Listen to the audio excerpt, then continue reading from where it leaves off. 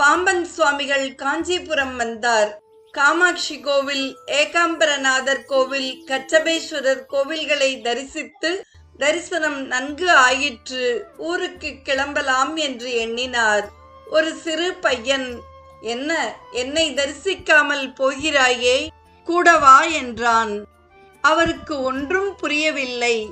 ஆயினும் பையனை தொடர்ந்து சென்றார். அவன் குமரக்கோட்ட முருகனிடம் புகுந்து மறைந்தான். பகவான் பக்தனுக்கு அருளும் சௌலபிய குணம் உள்ளவன். அந்நாட்களில் இந்நாட்கள் போல் குமரக்கோட்ட கோவிலுக்கு நுழைவாயில் கோபுரம் எதுவும் இல்லை.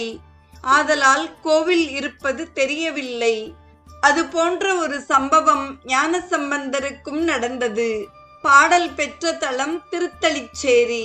இவ்வூரை கோவில் 10 என்றும் கூறுவர். சிவன் பார்வதீஸ்வரன், தேவி சக்தியம்மை, 4 யுகங்கள் கண்ட சிவனாம். சோழ நாட்டில் மழையின்மையால் பஞ்சத்தில் தவித்த போது மன்னன் இந்த சிவனை ஆழ்ந்து துதிக்க நன்கு மழை பெய்தது.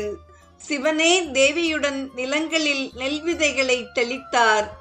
நன்கு விளைச்சல் கண்டு பஞ்சமும் நீங்கியது. அதனால் அந்த ஊரின் பெயரே திருத்தளிச்சேரியாயிற்று. ஒரு சமயம் திருஞான சம்பந்தர் சனியின் க்ஷேத்திரமான திருநள்ளாறு வந்து தர்பாரண்யேஸ்வரரை தரிசித்து இவ்வூர் வழியே சென்றார். சிவன் கோவில் இருப்பதை அறியார். தன்னை தாண்டி போவதை கண்ட கோவில் விநாயகர் சம்பந்தரை கூவி அழைத்தார். ஞான சம்பந்தர் குரல் வந்த திசையை கேட்டு திரும்பி வந்தார். கணபதியை தொழுதார். எம் ஈசனை பாராது பாடாது போகிறீரே, தரிசித்து பாடும் என விநாயகர் கூற அவரும் மெய்சிலிர்த்து ஈசன் மீது ஒரு பதிகம் பாடினாராம். பக்தனை அழைத்து தரிசனம் செய்விப்பவன் பகவான்.